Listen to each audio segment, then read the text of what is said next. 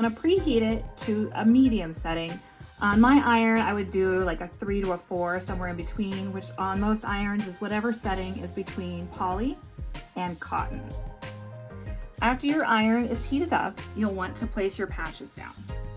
Some patches have a wax paper backing, and some just have the adhesive ready to go. Either way, it's the same technology, same process. You just peel off the wax paper if you need to, and you'll see a glossy side.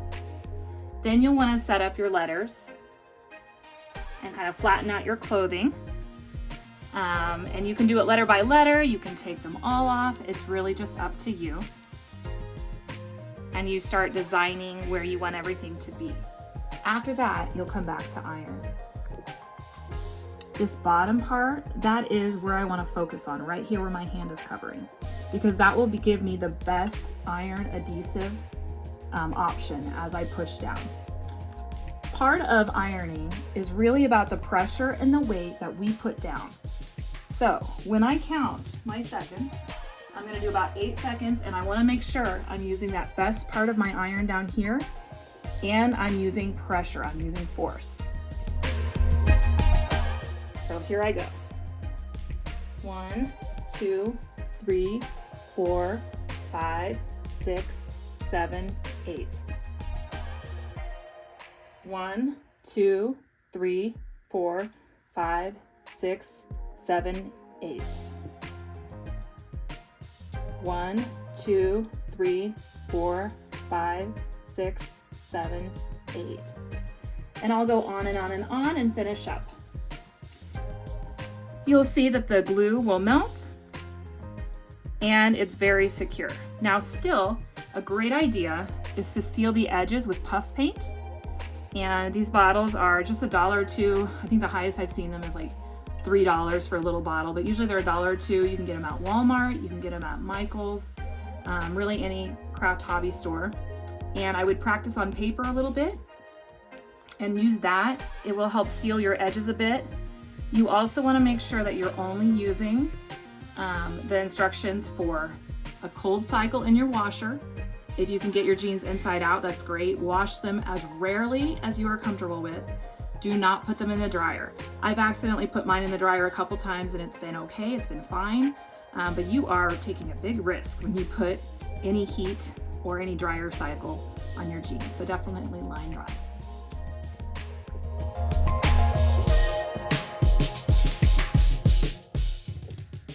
For puff paint, give a lot of shakes to get everything down to the bottom nozzle. An important part is to try it out on your own first on paper. I like to draw a line when I'm new with a new brand or bottle, and I like to practice. This will sputter and fart between different, squeezes and things like that. So you kind of want to keep in mind that it will have a little bit of mayhem and chaos. You'll do better if you let it stop and breathe from time to time. But you definitely want to practice like how much pressure and firmness you put on the bottle. The more you get to know your bottle before you start, the better it'll be. I also like to keep this nearby. If it sputters and farts, I use the edge of my paper just to kind of blot it. So I like to start thinking about where my wrist will move and what curve action is best for me as a right-hander.